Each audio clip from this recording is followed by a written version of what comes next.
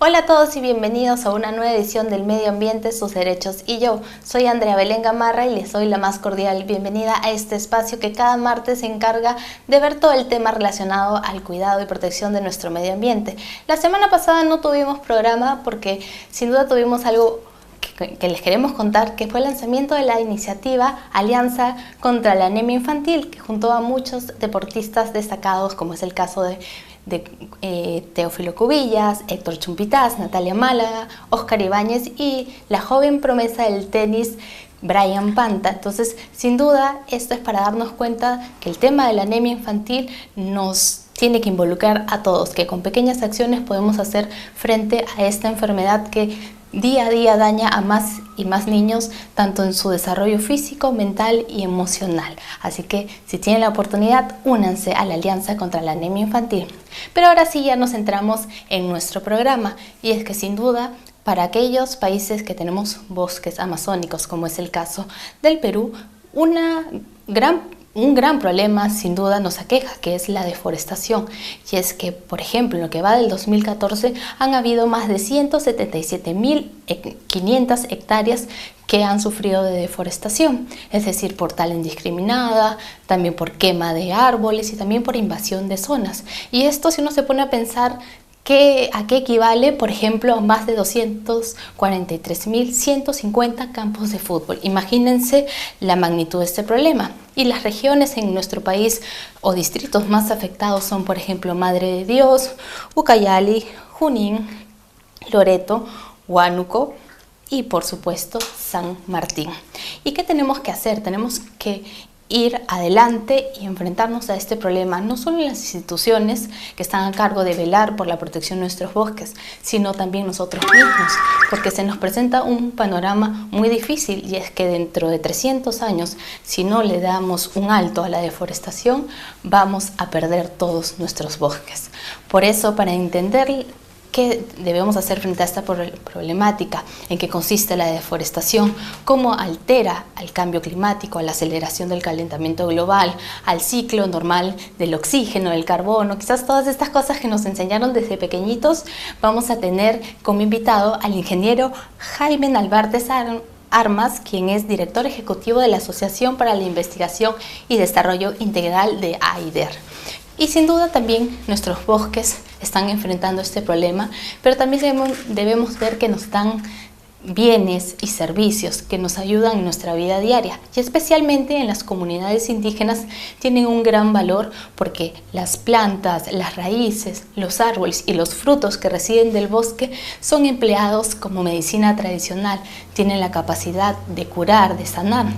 Y les quiero contar la anécdota de una comunidad que se encuentra entre Perú y Brasil, que es la comunidad amazónica de Matsé, quienes tienen sin duda años milenarios en nuestro país, y que han logrado hacer una enciclopedia de más de 500 páginas en donde han plasmado todos los conocimientos que ellos han desarrollado en el conocimiento de plantas, en el tratamiento de enfermedades, de detección, a través de todos los recursos que nos da la madre naturaleza y especialmente el bosque.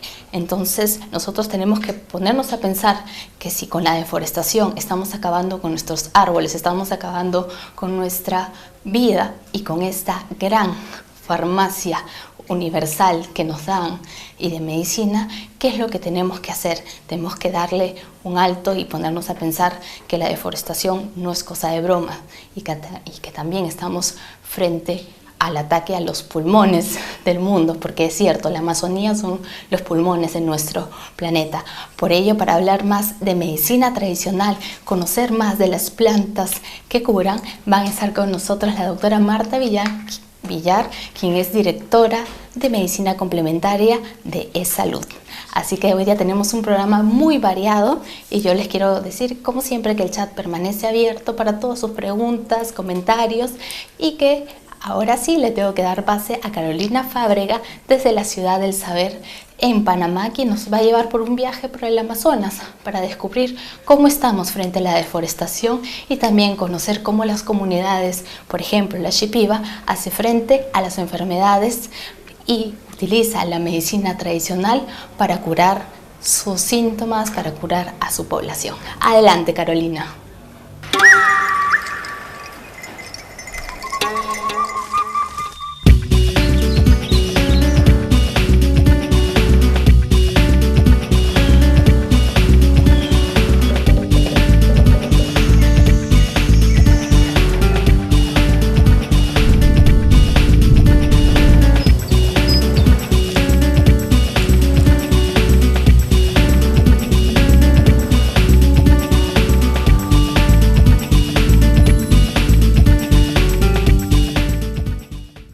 Hola amigos, los saluda Carolina Fábrega, muy entusiasmada de estar una vez más con todos ustedes en este programa Nuestra América, una producción de Fundación Albatros Media.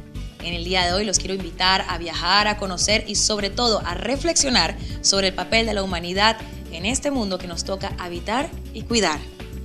Lo que veremos en esta edición es la secuela de la deforestación, producto de los avances incontrolables de la frontera agrícola-ganadera y de las actividades maderera y minera. Veamos.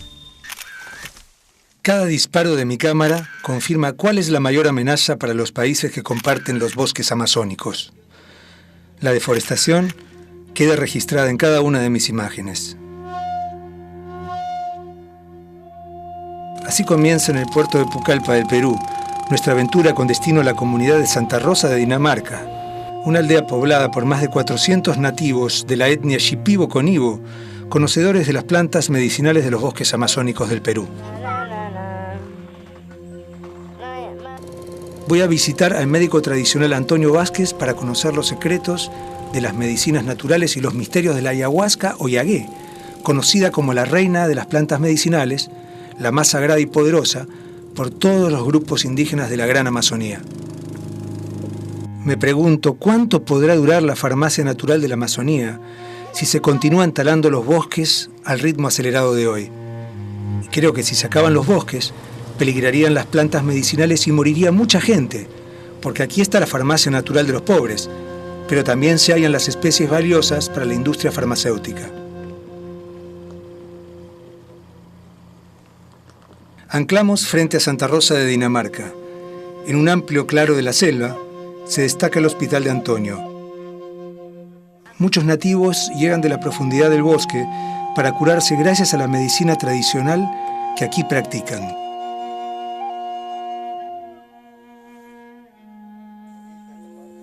Antonio me muestra y explica las virtudes de decenas de plantas curativas en su jardín medicinal. Él, sin duda, es una enciclopedia viviente del mundo vegetal.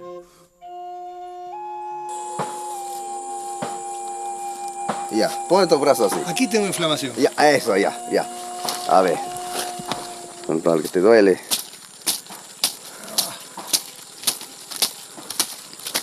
Más de un rato, unos cuantos minutos, 3 minutos, va a estar bien como una lavada. ¿No?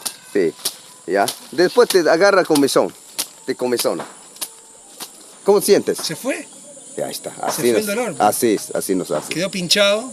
Pero llama luego te vas a pasar, te vas a comenzar. Y el dolor, cuando aprieto así ya no está. Ya ves. De aquí, cuando uno se está mal de estómago, se le coge unos 10 de esa hojita. Le toma como un agua de tiempo. Ya con eso te limpia, te despulga todo. Mucho se asusta porque está limpiando. Claro. Ya. Muy curativa, muy efectivo. Esta planta es paico. Cualquier adulto que tiene mucho bicho, ¿no? Ya. Se come mucho, pero no se engorda. Mucho también, diarrea. Ya.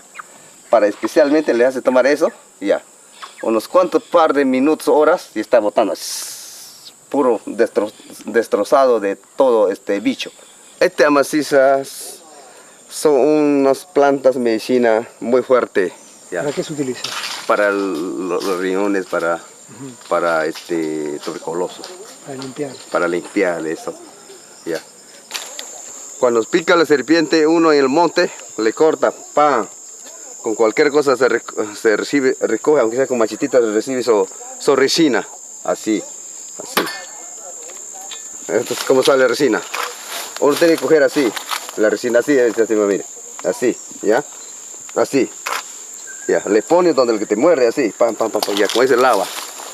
Contra veneno. Por ejemplo, si tengo una picadura acá. Ya, te puede, ya. Entonces le pones aquí el machete así, ya está goteando, como estás lavando así. Ya. Son muy fuertes el veneno. Sí. Contra veneno, sí, se limpia. Este es más fuerte que el veneno de serpiente. Del serpiente. Una farmacia muy bien surtida tiene esta sí. Claro, vea, Alejito, uno hay que... Bueno, el que sabe, sabe. Sí. El que mira, mira. Ya veo, pues. Sí.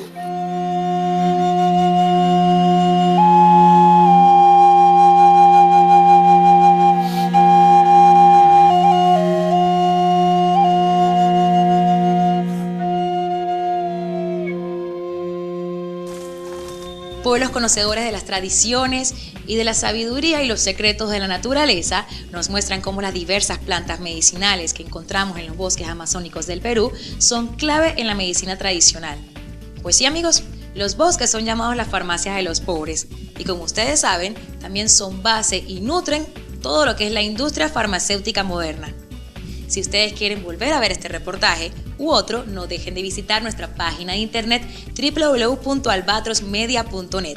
Nos vamos a una pequeña pausa y regresamos con mucho más aquí en Nuestra América. No te despegues.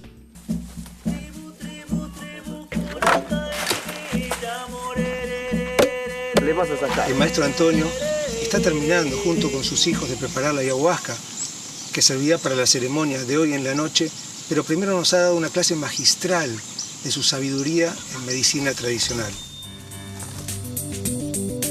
¿Sabías que aunque se conocen más de 3.000 plantas medicinales, la variedad del reino vegetal es muchísimo mayor? A lo largo de la historia, muchas de estas plantas han sido utilizadas por las distintas culturas indígenas y para la elaboración de medicamentos en laboratorios.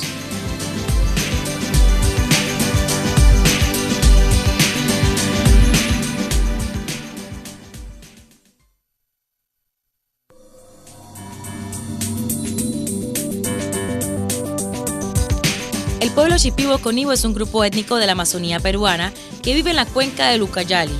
Debido a la colonización descontrolada que se está produciendo en la Amazonía, esta etnia enfrenta diversos problemas. Están perdiendo sus territorios, bosques, maderas y fuentes de alimento.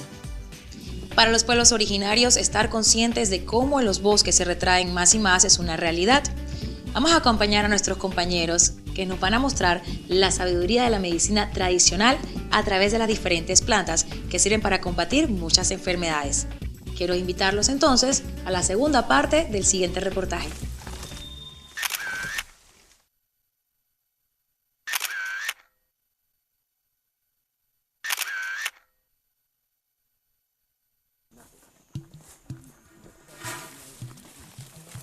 Bajo un sol que cae a plomo, aquí y allá veo la selva violada. Ya no se ven cerca de la aldea los gigantes del bosque. Por fin, luego de 2 largas horas de marcha, llegamos a la frontera de la deforestación e ingresamos a la verdadera selva amazónica. En este universo vegetal hay muchas sorpresas.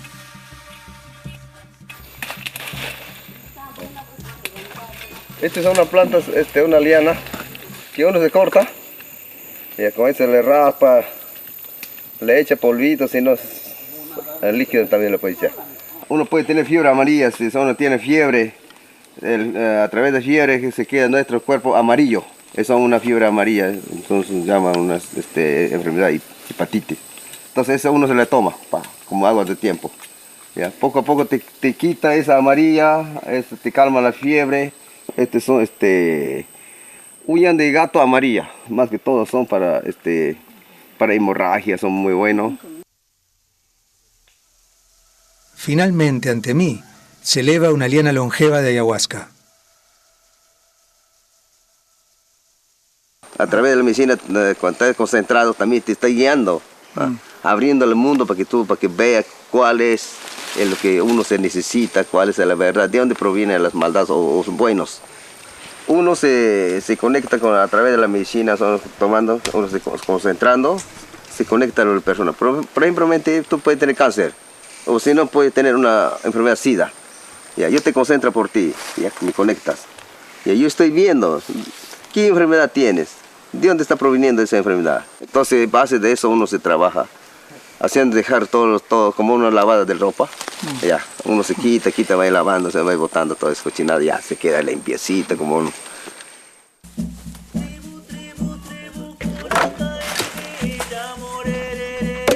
Le vas a sacar. El maestro Antonio está terminando junto con sus hijos de preparar la ayahuasca que servirá para la ceremonia de hoy en la noche, pero primero nos ha dado una clase magistral de su sabiduría en medicina tradicional. Ayahuasca mamancuna, yamuririri. Ayahuasca mamancuna, yamuririri. Danza, danza del antito, aranaranaranaraina. Al rato de beberla, diseños geométricos y luces se intensifican gradualmente en mi visión. Han pasado largas horas de ceremonia con ayahuasca y una energía redoblada nace desde adentro. Me siento limpio, en paz. Ha llegado la hora de regresar del bosque de los Yipibos. He aprendido sobre el potencial de la farmacia natural para los más pobres, que es el bosque, pero también para la ciencia médica. Y he conocido el poder de la ayahuasca, que requiere, sin lugar a dudas, más investigación científica para entender su poder de curación. Mientras repaso las notas de mi diario de viaje, el recuerdo de aquella noche sigue latente.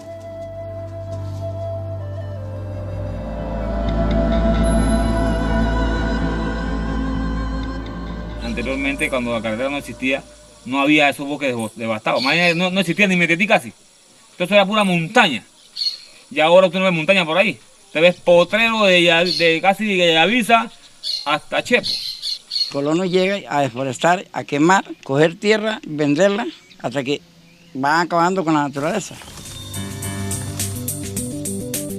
De acuerdo con la Organización Mundial de la Salud, la medicina tradicional es la suma total de conocimientos, habilidades y prácticas basados en teorías, creencias y experiencias de las diferentes culturas, sean o no explicables.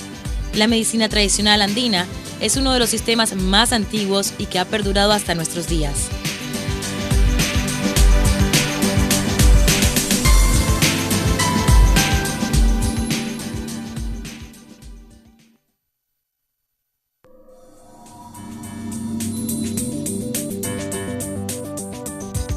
La carretera panamericana es el sistema de carreteras de más de 40.000 kilómetros de largo que comunica casi todo el continente americano.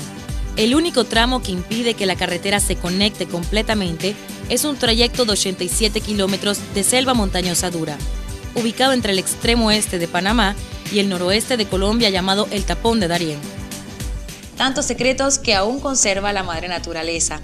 Todas estas plantas con tantas cualidades curativas que nosotros debemos aprovechar. Es de allí la importancia de que esta farmacia natural siga existiendo. Seguimos con este tema tan controversial como lo es la deforestación y nos vamos directo hasta el Tapón del Darién, el punto donde se interrumpe la carretera panamericana y la frontera entre Panamá y Colombia. Fuimos hasta la zona y le preguntamos a los habitantes de la misma qué piensan de qué pasaría si se abriera la selva del Darién para conectar Centroamérica con Suramérica. Veámoslo en el siguiente reportaje.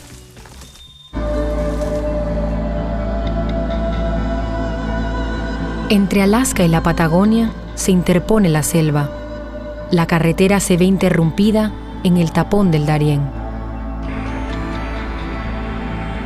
Aquí, por lo general, la gente migró a Darién en la década de los 80 de las provincias centrales, después de la deforestación, y todavía con el apetito ese de cortar árboles, migraron a Darién, y en esos tiempos la tierra estaba básicamente libre. Ellos veían una parcela que les gustaba, se mudaban ahí, tumbaban los árboles, sembraban algunos cultivos y después se la vendían a los ganaderos.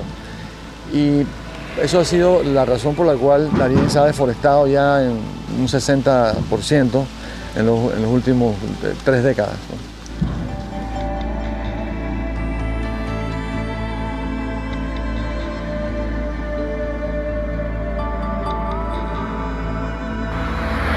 Desde 2008, una carretera ya transitable une la ciudad de Panamá con Yavisa. el último núcleo urbano de Panamá.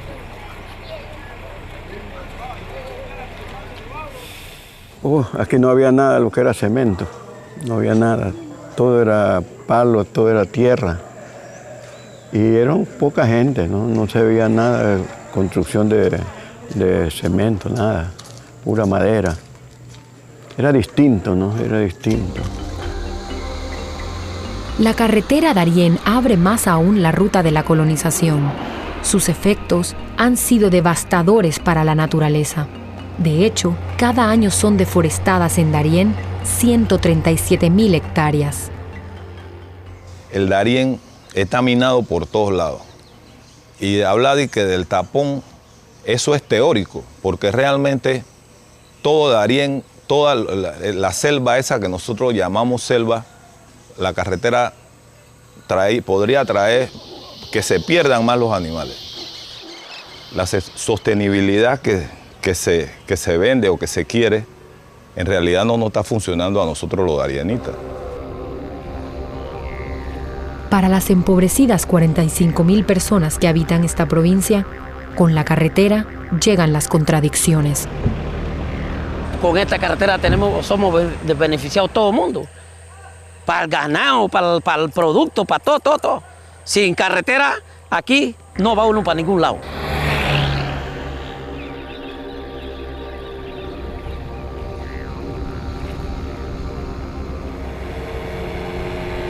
Anteriormente, cuando la carretera no existía, no había esos bosques devastados. No existía ni Metetí casi. Entonces era pura montaña. Y ahora usted no ve montaña por ahí. Te ves potrero de casi de Yavisa hasta Chepo. ¿Ve? Y a través porque si no se hubiera hecho la carretera, yo calculo que el monte estuviera ahí, pero como ya se hizo la carretera, ya entonces vino el pavimento, ya toda la gente arreglando casas y tumbando montes.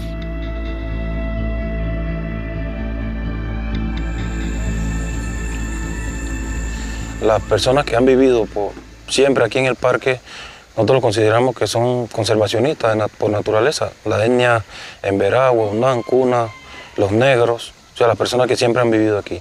Pero sí está habiendo una presión de las personas que no son de la provincia con el afán de adquirir tierra. Y eso lo consideramos una amenaza.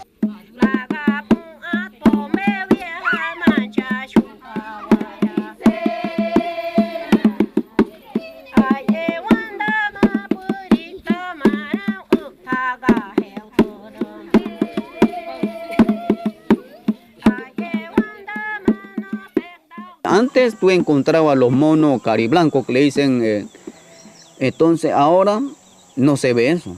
Los tucanes bastante, ahora no hay, se ve poco. El mono, tití, todo eso, pero él las quema. Eso va refugiando mucho. El indígena tiene una ventaja muy grande que es, son personas que ellos viven en la selva.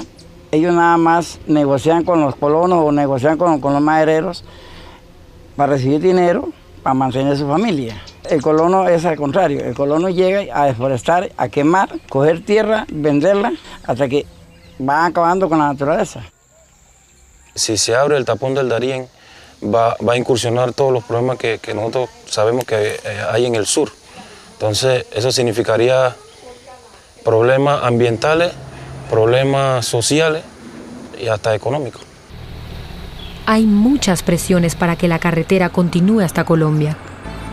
Faltan 53 kilómetros del lado panameño y 93 del colombiano. Que la carretera precisamente eso es lo que traen. Primero, la invasión por parte de foráneos a los territorios. Segundo, que se convierten en corredores estratégicos para el tráfico de drogas y el tráfico de armas, y que de una u otra forma los primeros afectados de todo esto van a ser las comunidades. Nosotros también como organizaciones nos queremos que construya la carretera panamericana, ¿no? Ahí porque va a perder la fauna, las floras. Panamá teme abrir este tapón. En realidad, el temor tiene más que ver con el narcotráfico y el conflicto armado entre el gobierno de Colombia y las guerrillas de la FARC.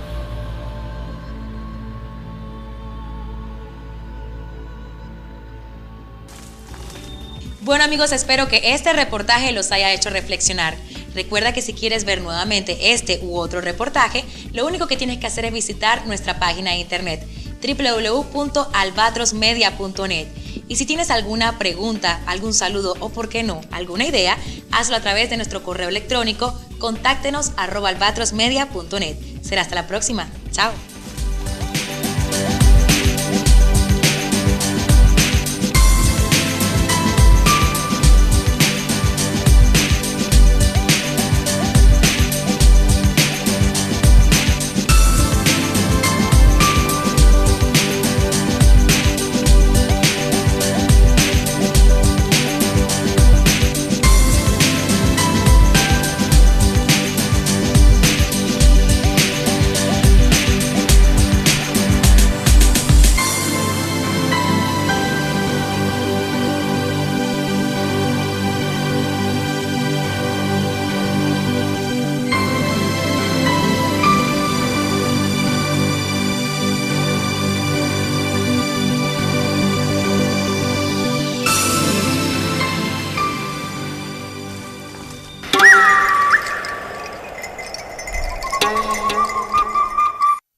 Y estamos de vuelta en el medio ambiente, sus derechos y yo para tocar el tema sobre la importancia de nuestros bosques y el peligro de la deforestación. Y para hablar sobre este tema está con nosotros, tal como lo mencioné al inicio del programa, el ingeniero Jaime Nalbarte Armas, quien es director ejecutivo de la Asociación para la Investigación y Desarrollo Integral, AIDER. Bienvenido. Muchas gracias, muy buenas tardes. ¿Cuál es la importancia de proteger nuestros bosques? Bueno, el bosque, para todos nosotros, el bosque es vida. El bosque, por un lado, es fuente de alimentación para la gente que vive en y del bosque. Es oxígeno, el bosque nos da agua.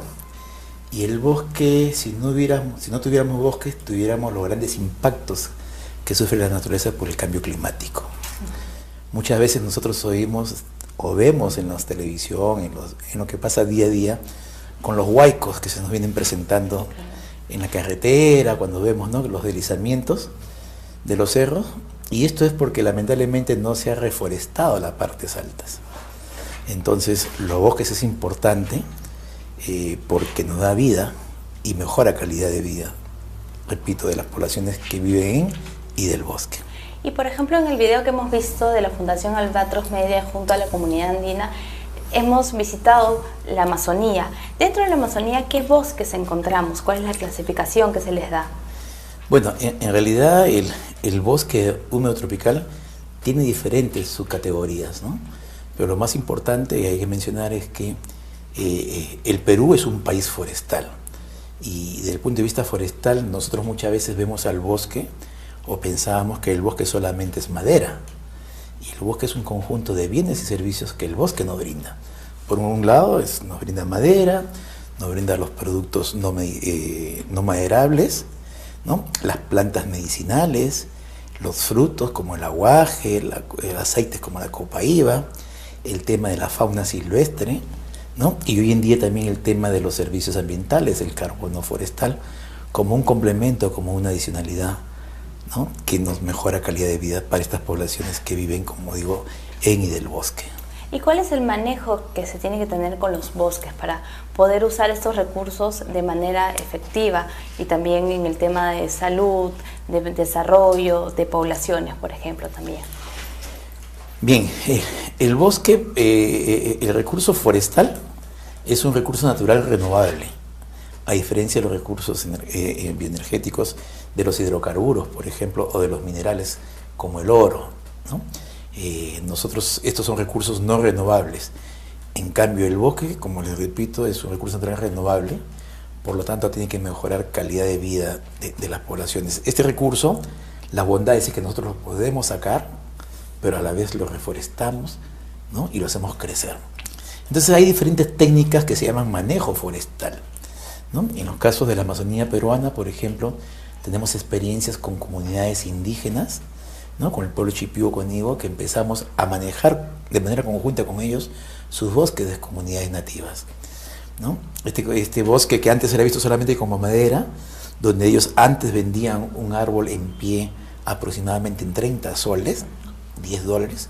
Hoy en día ese mismo árbol solamente en tablas puesto en la ciudad de Ucayali nos da más de 3.000 soles. Wow. Entonces, si descontamos los costos operativos, que son alrededor de 700 soles, le está quedando a la comunidad 2.300 soles por un árbol. Entonces, líquido. Entonces, la gente cuando ve que ya comienza a tener ingresos adicionales a su economía, comienza a creer en la reforestación, comienza a creer en el manejo forestal. Y no solamente nos quedamos en el árbol, en la transformación primaria, que es en Ucayali, sino que estas maderas, estos árboles, estas tablas, están siendo exportadas por primera vez el 29 de este mes, o sea, día como hoy, exactamente, estamos lanzando al mercado internacional, a Estados Unidos, el primer contenedor de madera certificada en una alianza estratégica que estamos haciendo con el Grupo Bosovis, el Estado peruano, el CITE indígena, ¿no? Y las poblaciones indígenas. Realmente es un hito histórico para nosotros. Y el tema es cómo estas comunidades en el país, que son 12 millones de hectáreas de bosques que hay en manos de poblaciones indígenas, cómo poder comenzar a tener volúmenes y no nos asustemos por sacar la madera del bosque, ¿no? Lo que tenemos que hacer es sacar la madera y las técnicas de manejo forestal hay que hacer la reposición. Y por ejemplo, antes nos hablaba de este tema de cómo valía 30 soles esa madera. ¿Era porque la población no sabía realmente, valga la redundancia, el valor de ese árbol o no entendía que podía aprovechar ese recurso? Claro, efectivamente, básicamente por desconocimiento, la falta de información, la falta de valorización de su recurso. Muchas veces la gente que venía de afuera se aprovechaba por el desconocimiento de estas comunidades, de estas poblaciones indígenas. Hoy en día estas poblaciones ya ellos no solamente saben cuánto vale su bosque, sino ellos mismos trabajan sus bosques, ellos mismos trabajan su madera, y en la ciudad de Ucayali hay un centro de transformación que solamente acopia madera certificada de las poblaciones indígenas. El año pasado, en el mes de octubre, más o menos, justamente estas comunidades trabajaron madera y sacaron carpetas, mobiliario escolar, para entregarles a FONCODES. O sea, por primera vez en la vida las comunidades indígenas le entregaban al gobierno, que le recibió el presidente Ollanta Humala, ¿no?, este mobiliario escolar para ser entregadas dentro del programa social de FONCODES, ¿no? Entonces, es muy importante porque ya se le da un valor agregado, la autoestima de las poblaciones también está en alza, y es lo más importante, queremos que el bosque siga siendo bosque. Claro, y dentro de querer que el bosque siga teniendo vida, que siga la gente aprovechándolo, también tenemos que darnos cuenta que hay peligros de perderlo. Por ejemplo, muchos asociamos que solamente la tala indiscriminada o la quema de bosques es el gran peligro al cual se ve afectado la Amazonía, pero ¿qué otro indicador, qué otro peligro es el más importante? En realidad me gustaría que quede claro que la actividad forestal no es la que depreda el bosque, ¿no? Porque es una actividad que está regulada por el tema de las concesiones forestales. Hay técnicas de manejo forestal donde los ingenieros forestales sabemos cómo trabajar el bosque. El gran problema que tenemos y que contribuye a la deforestación, y está con datos estadísticos, el 80% es la agricultura migratoria, ¿no? Básicamente es una agricultura donde se desplaza gente de la costa y de la sierra, ¿no?, gente andina, cuyas costumbres son agrícolas, se trasladan a la selva. Y la capacidad de uso mayor de estos suelos son suelos forestales, no son suelos agrícolas, ¿no? Y aunque parezca mentira, el mismo es contradictorio porque dentro de la legislación que tenemos, el mismo Ministerio de Agricultura, por cambiar el uso del suelo, me da el uso de la tenencia, ¿no? Sin embargo, si yo hago la actividad forestal y estoy haciendo un plan de manejo, no tengo la propiedad sobre el bosque. Entonces ahí tenemos una especie de una normatividad que hay que cambiar, hay que hacer incidencia política, porque como yo le digo a mis alumnos en la universidad y a mis compañeros, nadie va a construir un segundo piso en un local que es alquilado, claro, en una casa que es alquilada. No hay forma. No hay forma, ¿no es cierto? Tú construyes en lo que es tuyo, ¿no? Entonces, esa es una de las causales. Entonces, ¿qué sucede? Esta gente que va de la parte andina y de la costa a la selva pensando en mejorar su calidad de vida, lógicamente se dedican a los cultivos agrícolas, pero los suelos no son técnicamente suelos agrícolas, son forestales. Entonces le da una buena cosecha el primer año, el segundo, y el tercero ya no. Entonces el suelo se queda empobrecido y estas poblaciones tienen que trasladarse a otros lugares. Primero, ¿para qué? Para deforestar tumbar el bosque, quemar el bosque y hacer la plantación de los productos agrícolas. O sea, es necesario quemar el bosque para que ellos puedan sembrar. Esa práctica se hace de esa manera. Entonces, el gran causante de la deforestación es la agricultura migratoria, ¿no? ¿Y cómo se puede regular eso? O sea, especialmente ahora que se viene un cambio de gobierno, ¿qué es lo que se puede hacer? ¿Cuál es la primera iniciativa? Por un lado, tenemos los suelos que ya están pobres, suelos degradados en la Amazonía, que hay que recuperarlos. ¿Cómo? Tenemos un paquete tecnológico de recuperación de área degradada, y dentro de ese paquete tecnológico se hace reforestación, se hace plantaciones. Hoy en día, por ejemplo, en el kilómetro 34, en la carretera Federico Bazar, en Ucayali, tenemos toda una experiencia exitosa de cómo un bosque, un área deforestada, degradada, se recuperó, ¿no? Se recuperaron 1000 hectáreas, ahora hay plantación de 1000 hectáreas y ya regresó la fauna. Donde no había bosque, ahora ya hay bosque y ya hay fauna, ¿no? Entonces, el dueño de esta propiedad no solamente comienza a tener ingreso económico por la madera, sino por la fauna y los productos diferentes a la madera que el bosque le brinda, y además el tema de los servicios ambientales, el tema del carbono forestal como un complemento, como una adicionalidad. Claro, y es cierto, a veces nosotros nos podemos pensar que solo los seres humanos somos los gran afectados en el tema de la deforestación, pero también está el tema de flora, fauna. ¿Ustedes qué han podido, cuáles especies han podido detectar que se están perdiendo? Por ejemplo, si tienen algún alcance en ese tema. Sí, en realidad la fauna, así como se va, regresa, ¿no? Entonces, cuando hay condiciones ecológicas ambientales, la fauna regresa, se incorpora porque busca su hábitat. Si bien es cierto, se han perdido muchas especies, ¿no? En el caso, por ejemplo, de las especies forestales, la caoba, el cedro, prácticamente están ya exterminadas, ¿no? Entonces, sin embargo, creemos de que podemos salvarlas, estamos a tiempo. La academia, en este caso las universidades, la Universidad Nacional de Ucayali, la Universidad Agraria de La Molina, las diferentes universidades que desarrollan la ingeniería forestal, creemos de que ese es el reto para ellos, cómo incorporar estas especies a su hábitat, ¿no? A que podamos contar. Si contáramos con 2 caobas por hectárea, por cada hectárea tener 2 caobas, ¿no? Realmente podríamos generar mucha riqueza y muchas divisas al país. Aparte de esa solución, ¿qué otra solución se le puede dar a este problema de la deforestación? Mira, en realidad hay que darle valor agregado al bosque, ¿no? No solamente el bosque, insisto, tiene que ser visto como un conjunto de madera, sino productos diferentes a la madera. El tema de las plantas medicinales, por ejemplo, ¿no? Eso se ha perdido lamentablemente, ¿no? Y mucha de esta tecnología, estos insumos, ¿no? Y son patentados en el extranjero. Son productos peruanos, tecnología peruana, que han sido patentados hoy en día en el extranjero. Acuérdense ustedes del boom del caucho, el boom ¿no? El tema de Sacha Inchi, en fin, una serie de boom que hemos tenido, ¿no? El palmito, pero lamentablemente la falta de incentivos y de políticas para el desarrollo del sector forestal no ha permitido a veces salir adelante. Hoy en día tenemos una nueva ley forestal, tenemos un reglamento forestal y creemos de que ya hay alternativas técnicas viables para el manejo de los bosques, no solamente en poblaciones indígenas, sino también ya tenemos ya en concesiones forestales, tenemos para recuperar áreas degradadas, tenemos para el tema de plantaciones forestales, ya está la técnica, ya está la tecnología, ya está el paquete.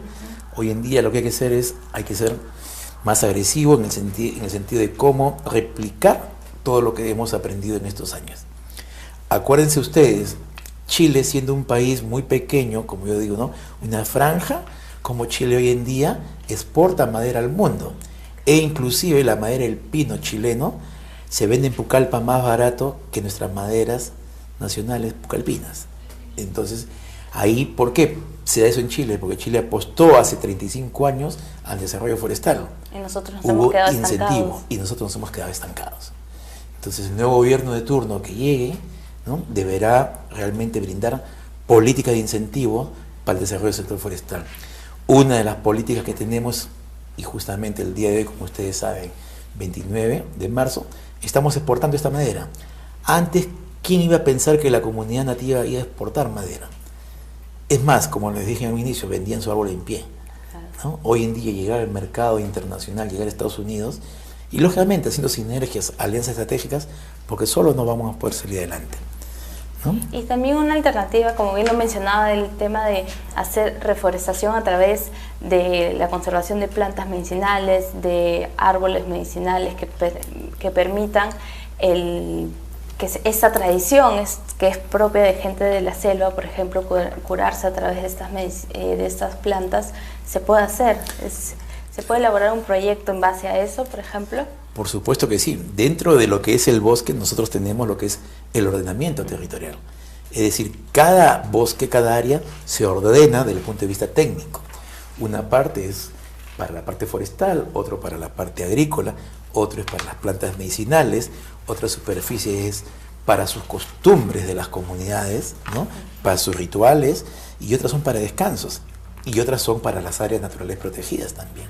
Entonces hay que ordenar el bosque y en función a ello, ¿no? Existen las tecnologías y las herramientas técnicas para hacer lo que tú estás planteando. O sea, hay que recuperar lo que se ha perdido.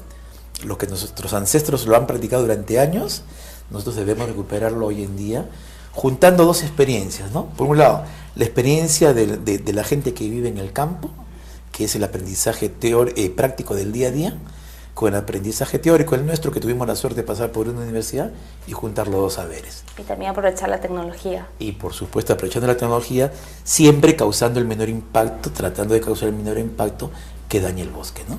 Y dentro de AIDER, ¿qué otras iniciativas tienen? Por ejemplo, tuve la oportunidad de visitar la página web que está también apareciendo en su pantalla, y hay el tema del manejo forestal sostenible. También hay el manejo que nos ha explicado de la recuperación de áreas degradadas. ¿Qué otras actividades se están realizando para proteger a nuestros bosques y sin duda para también apoyar a la población que vive en él? Claro, es en el caso de desarrollo sostenible con bosque directamente. También estamos trabajando en apoyo a la conservación de la biodiversidad. Por ejemplo, en Madre de Dios, en la Reserva Nacional de Tarapacá, AIDER tiene un contrato de administración suscrito con el Estado peruano por 20 años, ¿no? Entonces, ¿qué hemos propuesto ahí al Estado peruano? ¿No? Hacer un proyecto para poder calcular el estado de carbono en esta área protegida, ¿no? Y con ese estado de carbono, con ese dinero que va a ingresar, está ingresando a hacer proyectos productivos en la zona de amortiguamiento. El problema no es el área protegida, el problema es la gente que vive en o fuera del área protegida. Si nosotros tenemos proyectos productivos para estas poblaciones, generan negocios, generan ingresos y ven el área protegida como un aliado que les da beneficios, entonces ellos van a ser los mejores cuidadores. Hoy en día tenemos un proyecto de agroforestería con cacao, con 4.000 hectáreas que estamos instalando, y vamos ya por las 500 hectáreas, ¿no? Y vamos a instalar 4.000 hectáreas para hacer agroforestería con cacao.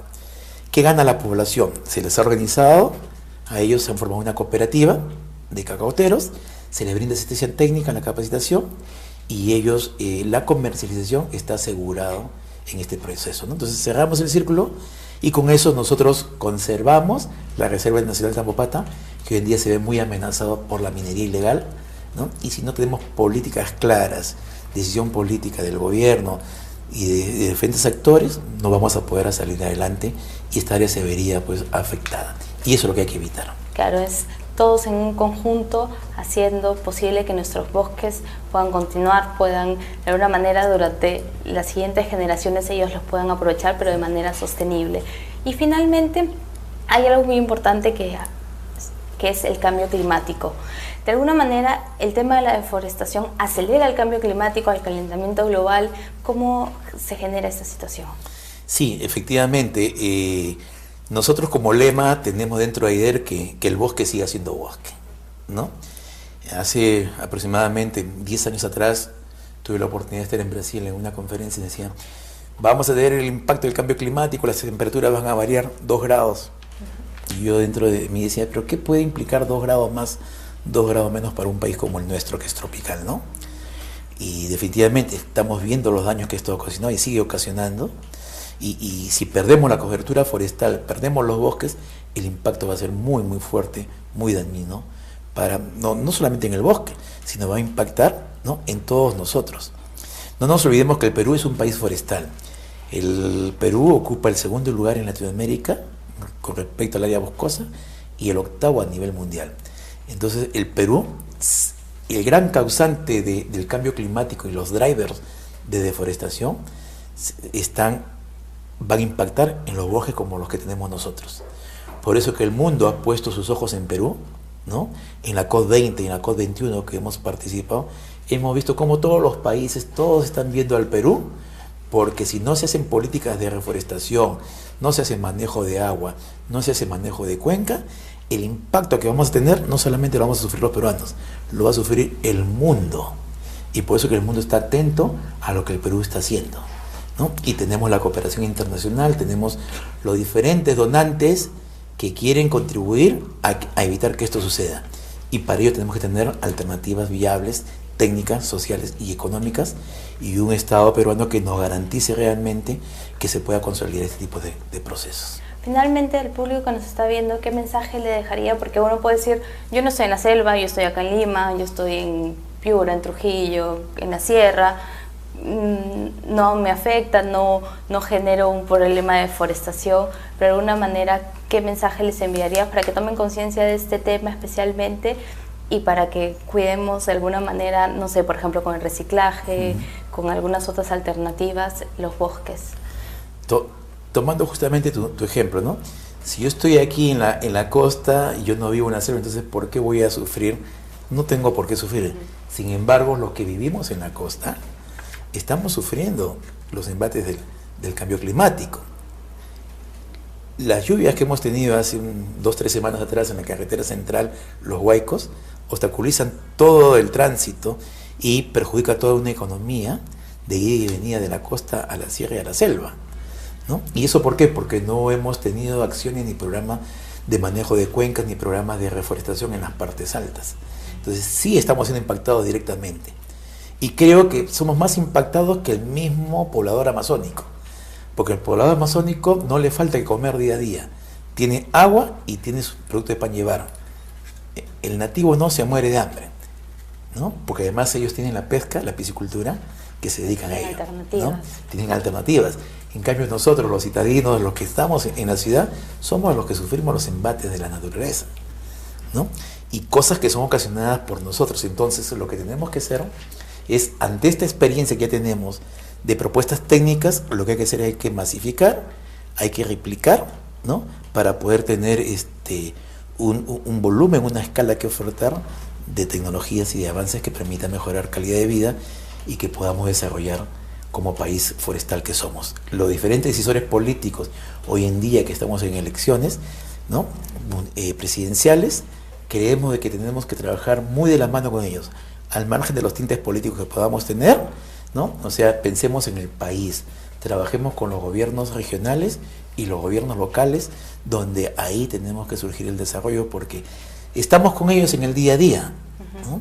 Y el tema de educación ambiental y el tema de comunicación no tiene que perderse.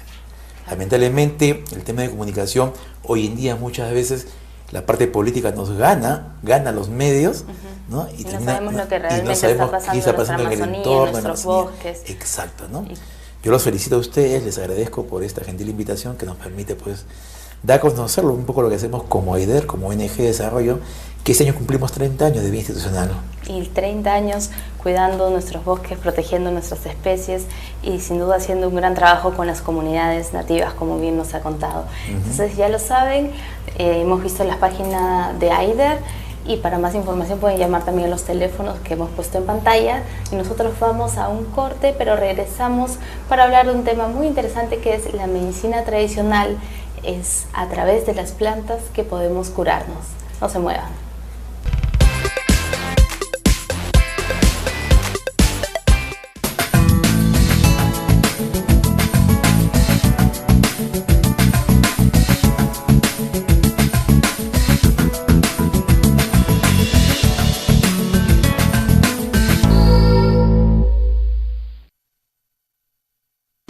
La lucha contra la desnutrición y la anemia infantil es una responsabilidad que nos compromete a todos, al Estado, gobiernos locales y regionales, pero también a nosotros, los ciudadanos. Se puede saber que un niño está con anemia, si está cansado, si se duerme, si se fatiga, no corre, no está alegre, hay que llevarlo al centro de salud y allí se hace un análisis de sangre muy fácil y se diagnostica anemia. Esa anemia se cura con buena alimentación y con eso que se llama micronutriente. Es como echar sal a la comida, se mezcla con todos los otros alimentos que se le da a la criatura y con eso se cura la anemia. En el centro de salud están los micronutrientes, que son absolutamente gratuitos y que la madre tiene la responsabilidad de exigir que le den. La anemia se cura y es responsabilidad de todos, absolutamente de todos. Yo he sido ministro de Salud y apelo a los colegas, comenzando por los médicos, por las enfermeras, somos colegas todos y es nuestra responsabilidad disminuir notablemente los casos de anemia.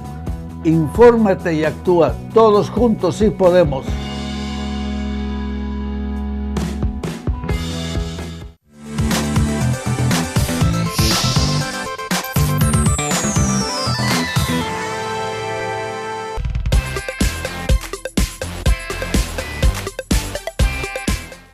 Estamos de vuelta en el programa, me acompaña la doctora Marta Villar, quien es directora de Medicina Complementaria de Salud. Bienvenida, doctora Marta, al programa. Muchas gracias por la invitación y bueno, en nombre del Seguro Social de Salud poder ayudarles en las preguntas que ustedes crean conveniente. Para empezar, ¿cuál es lo que debemos entender por el término medicina tradicional? La Organización Mundial de la Salud lo define a medicina tradicional como el conjunto de conocimientos, de saberes, de prácticas que pueden ser explicables o no pueden ser explicables, pero que se van arrastrando de generación en generación y que van a ayudar a hacer un diagnóstico, a hacer la prevención, a hacer la recuperación en el cuidado de la salud de las personas. ¿Y cómo diferenciamos la medicina convencional, el hecho de ir a un doctor, por ejemplo, con la medicina tradicional y qué semejanzas tiene? Generalmente cuando hablamos de medicina tradicional, como les mencionaba, era todo ese bagaje de conocimientos que uno va teniendo de generación en generación. Cuando está en su propio país se habla exactamente de medicina tradicional, pero cuando eso diríamos que va y sale de las fronteras de ese país, entonces hablamos de medicina alternativa o medicina complementaria. Entonces, medicina alternativa es cuando yo uso solamente esta parte de la medicina y no uso la medicina occidental. En cambio, medicina complementaria es cuando uso la medicina occidental y junto con ella la medicina tradicional. Entonces, ahí hablo de medicina complementaria. Realmente las dos medicinas son importantísimas para mantener la salud en las personas.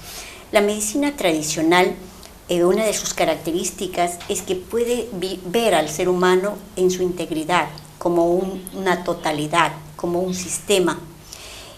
No enfoca mucho hacia la parte del órgano, sino básicamente enfoca a la desarmonía que existe en ese ser humano cuando tiene una enfermedad. En cambio, la medicina occidental usted va a ver que sí enfoca por órganos y a los seres humanos nos dividen por cada uno de los órganos. Entonces hablamos de problemas respiratorios, problemas cardíacos, problemas renales, lo identificamos por órganos. Eso, de algún modo, en estos años hemos visto de que trae algunos problemas, que es la parte que nos falta en la medicina occidental, que es la visión holística o la visión integral de la persona. Esa es una limitante. Otra cosa importante que tiene la medicina complementaria es que trabaja mucho lo que son los estilos de vida, por esa visión holística. Entonces se parte en que lo primero que hay que hacer es desintoxicar a la persona, lo primero que hay que hacer es mirar sus estilos de vida, lo primero que hay que hacer es fortalecer su aspecto inmune. En cambio, la medicina occidental habla del tratamiento para cada uno de esos órganos. Entonces, si alguien está con problemas respiratorios, yo le daré un tratamiento para la enfermedad respiratoria. Si alguien tiene hipertensión, le daré un antihipertensivo. ¿no? Entonces usted va a ver que son diferentes visiones, pero que en algún momento se complementan. Claro, y por ejemplo, ¿es el paciente quien decide administrarse o estar tratándose con la medicina complementaria, o es de repente el médico quien lo puede llevar, indicar que vaya a atenderse con medicina complementaria? Mire, en nuestro país más o menos se calcula que un 70-80% de la población en algún momento de nuestra vida hemos utilizado la medicina tradicional. Entonces, ¿quién de nosotros no ha usado una planta de manzanilla para un dolor abdominal? O de repente una infusión de orégano en las mujeres para una dismenorrea, o sea, para un dolor menstrual.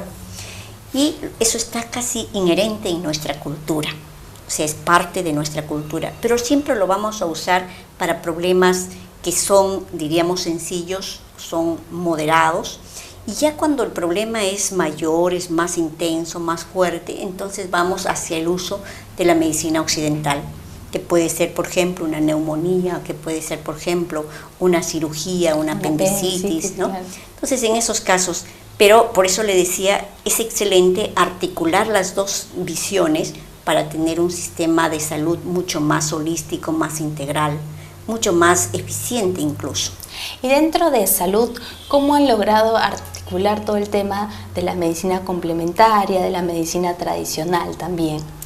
Bueno, ciertamente ha sido muy complicado. Estamos ya en el Seguro Social hace 18 años, pero al inicio, hace 18 años, había una, diríamos, sensación de separación entre ambas medicinas, pero poco a poco, con la explicación, con las evidencias que se han ido obteniendo, con el uso de la medicina alternativa complementaria, los médicos, los profesionales de la salud han ido quebrando ese paradigma biomédico muy intenso, muy fuerte, y se han ido más bien sumando hacia ese paradigma sistémico, más holístico, más integral. Actualmente no diremos pues que está una armonía total, pero en el estudio último que hemos hecho del año 2012 podemos ver que aproximadamente el 70% de los médicos del Seguro Social en Lima aceptan la medicina alternativa y complementaria, y aproximadamente un 75 a 60% son capaces o están dispuestos a hacer una interconsulta o una referencia a medicina complementaria. También es cierto que actualmente el poblador tiene derechos y puede ejercer esos derechos, y uno de esos derechos que lo reconoce la Constitución es decidir qué forma y en qué manera puede ser tratado. Entonces el mismo paciente o el mismo usuario del Seguro Social puede decidir si consulta a medicina occidental o si consulta a medicina tradicional o complementaria. Claro, de alguna manera uno puede ver cuál es la mejor forma de curarse, tanto también espiritualmente, porque dentro de esta medicina tradicional está involucrado el tema de la cosmovisión, de la naturaleza, por ejemplo en las comunidades indígenas. Así es. Lo interesante y lo importante de esta medicina tradicional y complementaria es que al ser humano se lo ve desde un enfoque holístico. El ser humano no solamente es este cuerpo, el ser humano tiene una mente y tiene un espíritu y tiene todo un aspecto social en ese contexto, familia, comunidad. Entonces, esa es la parte interesante de repente que no lo tiene la medicina occidental. En nuestras comunidades estamos viendo que todavía conservan mucho de sus conocimientos tradicionales, aunque también es cierto, en su gente joven ha ido olvidando mucho de ese conocimiento. Pero vamos a mirar, por ejemplo, que todavía conocen sus plantas medicinales. Sus abuelos o sus padres todavía saben cómo preparar una planta medicinal. Y esto lo vamos a ver, por ejemplo, en las zonas de la selva, el uso de plantas como el chuchuhuasi, por ejemplo, para elevar la inmunidad, o por ejemplo como el ojé para desparasitar a sus niños. En las zonas altoandinas, por ejemplo, Cajamarca, utilizar el caldo verde para poder desparasitar a sus niños. ¿Y qué cosa es el caldo verde? Es la suma de plantas que tienen efecto antiparasitario. Por ejemplo, ¿qué se utiliza? Se utiliza el paico, se utiliza la hierbabuena, se utiliza la chauca o muña, que también se conoce con el nombre de esto, se utiliza el orégano, se utiliza la ruda. Entonces estas plantas son antiparasitarias y ellos lo hacen en una forma de caldo verde, como le llaman, que es a la vez nutritivo, pero a la vez es medicinal. Claro, y también esto, como bien lo mencionabas, en el caso de Loreto, de estas comunidades indígenas, es el uso de la medicina tradicional sirve también para combatir, por ejemplo, la anemia, porque nosotros hemos hecho distintas campañas y hemos visto la realidad de que, por ejemplo, de cada 10 niños en Loreto, 6 padecen anemia. Entonces, el uso de la medicina tradicional, por ejemplo, en esto de desparasitar al niño, ¿ayuda a combatir la anemia? Claro que sí. Mire usted, cuando miramos cuáles son las causas de la anemia, primero tenemos que saber qué tipo de anemia estamos hablando, pero la gran mayoría de nuestros niños justamente son anemias por falta de fierro o por falta de ácido fólico, etc. O sea, este tipo de anemia, la pregunta es ¿por qué se da? Uno, lógicamente, porque no es nutrido en forma adecuada, pero también porque están muy parasitados, porque en estas zonas de la selva fundamentalmente no tienen agua potable o también su parte de higiene es muy deficiente. Entonces estos niños tienen entre 2 o 3 parásitos, están muy infestados de parasitosis y esto hace de que muchos de ellos pues tengan la anemia. Con estas plantas que se utilizan, que son antiparasitarias, podemos desparasitar al niño y mejorar su estado nutricional. También tenemos algunas plantas que son específicas y muy ricas en fierro, por ejemplo tenemos la espinaca o tenemos la alfalfa. Hay un trabajo bien interesante en México, en unas comunidades indígenas, que utilizando los extractos de alfalfa y las ensaladas de alfalfa pudieron mejorar el estado nutricional de esos niños. Entonces, sin duda tenemos herramientas, o sea, los padres tienen una diversidad de plantas, de medicina tradicional para combatir la anemia, por ejemplo, en la selva. Y también quería referirme dentro de la selva que en Iquitos ustedes tienen con Salud el Instituto de Medicina Tradicional. ¿Cómo es el desarrollo de la labor de este instituto? Bueno, el Instituto de Medicina Tradicional más o menos se crea en el año 1992. A partir de ese año se comienza a hacer investigaciones en plantas medicinales. Por ejemplo, gracias a este instituto se comenzó a mirar la uña de gato. Gracias a este instituto se comenzó a ver las hojas del achote. El achote para problemas de micosis vaginal, para problemas de infecciones urinarias, de hipertrofia benigna de próstata, etc. También gracias a este instituto se trabajó la parte de la caigua en las dislipidemias. O sea, en general, este instituto ha ido aportando al conocimiento de las plantas medicinales en forma bastante interesante. ¿Qué es este instituto? Este instituto es ubicado en la zona de Iquitos, tiene un jardín botánico que, por cierto, tiene 600 especies de plantas medicinales identificadas con su parte botánica, etc. Además de eso, también tenemos la ventaja de tener un laboratorio para hacer tamizaje bioquímico de las plantas y también hacemos la parte de los estudios farmacológicos y toxicológicos en animales. Actualmente, por ejemplo, estamos trabajando con el Sacha Inchi para problemas de dislipidemia, pero también estamos trabajando ahora un producto que es a base de plantas medicinales y que es excelente hipoglicemiante. Entonces, como usted ve, hemos ido validando varias plantas medicinales de nuestra medicina tradicional peruana para poder tener mucha más certificación en su uso y saber su toxicidad. Claro, y de alguna manera se descubre cada cierto tiempo nuevas plantas o también, por ejemplo, se visita también a comunidades indígenas para saber cómo es su uso, por ejemplo, dentro del instituto. ¿Cómo? Sí, nosotros trabajamos con un grupo de curanderos, ¿no?, para poder tener ese conocimiento de la etnomedicina, pero también para que ellos validen y además para que ellos mismos puedan estar seguros en el uso de estas plantas medicinales, porque al hacer el estudio de toxicidad y el estudio farmacológico, a ellos mismos se les enseña, se los educa en las dosificaciones que deben tener en cuenta. O sea, es una riqueza de ambos, ellos que nos dan y nosotros también que les damos. Y el elegir Iquitos como el centro de este instituto es por la gran variedad que hay en los bosques tropicales, por ejemplo, claro, la diversidad, más comunidades indígenas. ¿Qué determinó que estuvieran trabajando principalmente en Iquitos? Bueno, fundamentalmente fue la parte de la biodiversidad que hay en esa zona y también la facilidad en acceder a las comunidades indígenas. Y por eso es que estamos trabajando ahí ya bastante tiempo con ellos, ¿no? Ahora, hay un problema que lo hemos podido ver en el video que hemos pasado antes de la Fundación Albatros Media, el tema de la deforestación.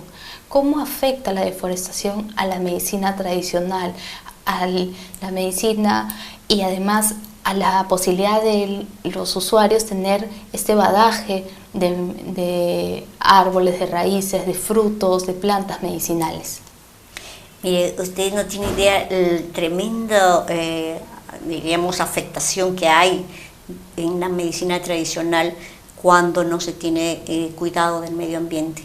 Se calcula que son aproximadamente 150.000 hectáreas que se deforestan cada año y de estos se ha visto que aproximadamente entre 600 a 700 plantas medicinales se pierden ya en su uso. O sea que nosotros mismos estamos contribuyendo a que nuestro conocimiento y nuestro argot de plantas medicinales sea cada vez menor.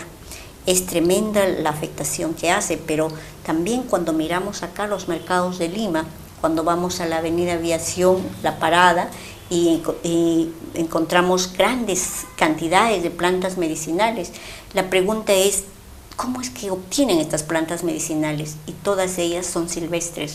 O sea, la gente lo ha ido arrancando y lamentablemente ni siquiera sabemos todo el ciclo vegetativo que tiene esta planta, ni sabemos cómo reproducirlo.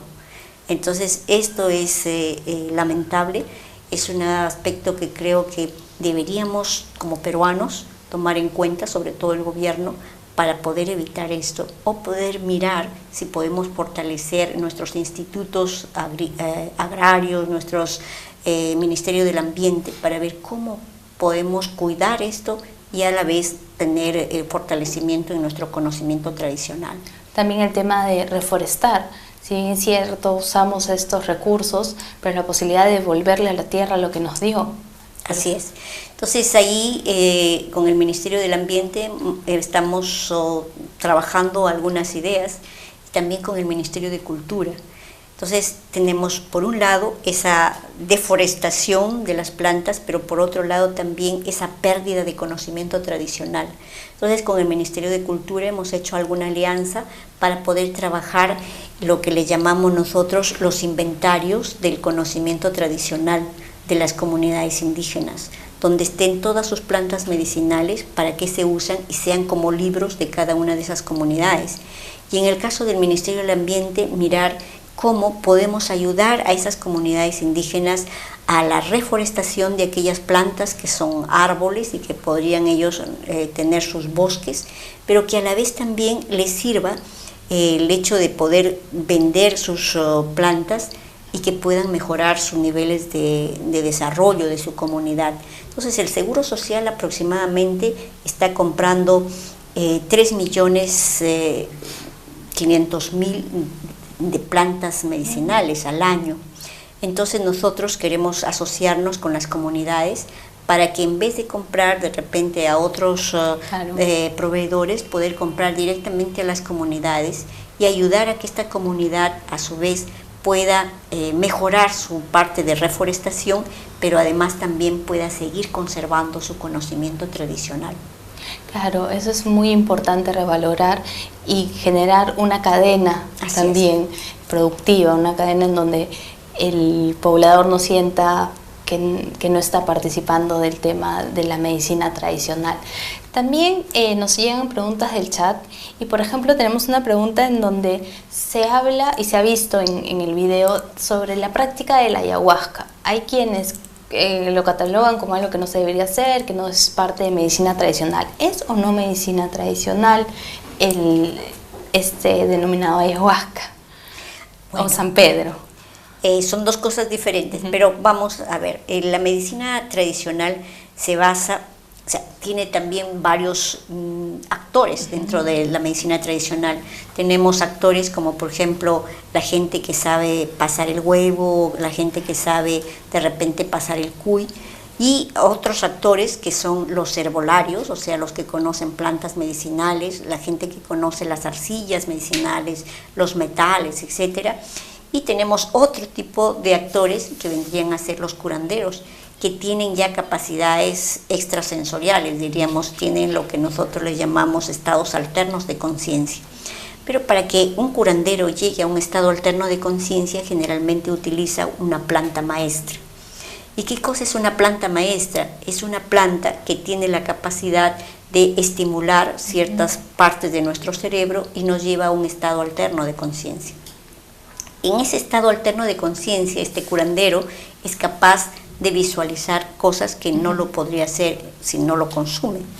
Entonces vamos a encontrar que nosotros tenemos 3 plantas muy reconocidas, hay más, pero 3 plantas diríamos que han sido más estudiadas. Una, la zona de la costa, que tenemos el San Pedro, o la chuchuma también le denominan, y que lo va a utilizar el curandero de la zona de costa. Tenemos otra, que es la zona de la sierra, que es la coca, que también lo utiliza el curandero de la zona de sierra.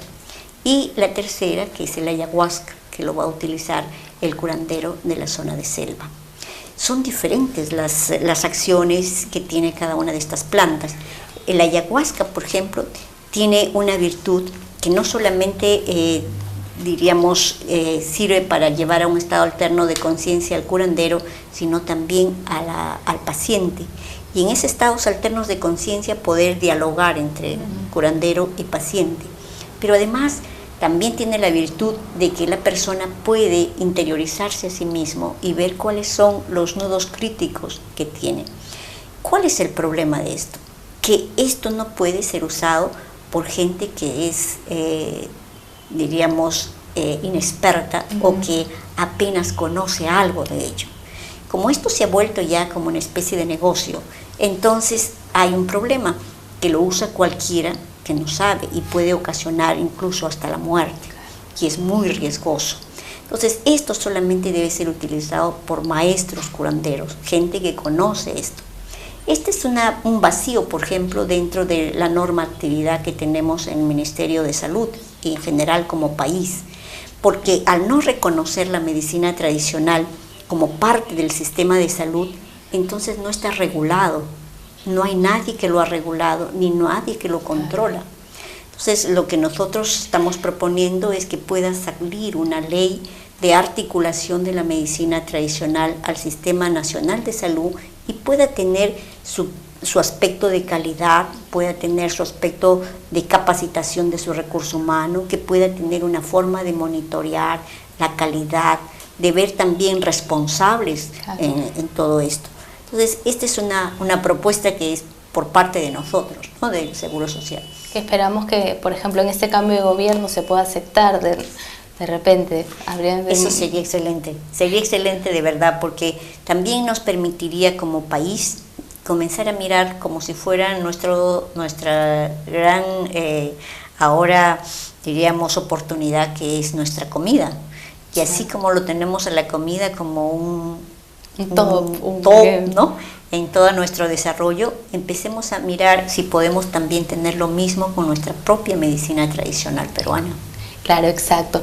Muchísimas gracias, doctora Marta Villar. Ha sido un gusto tenerla aquí en el programa y nos ha dado sin duda una explicación muy ilustrada y muy complementaria de todo lo que tiene que englobar la medicina tradicional, la medicina complementaria y la medicina también occidental. Muchas gracias por estar en el programa. Muchas gracias a ustedes. Bueno, nosotros ya hemos llegado al final.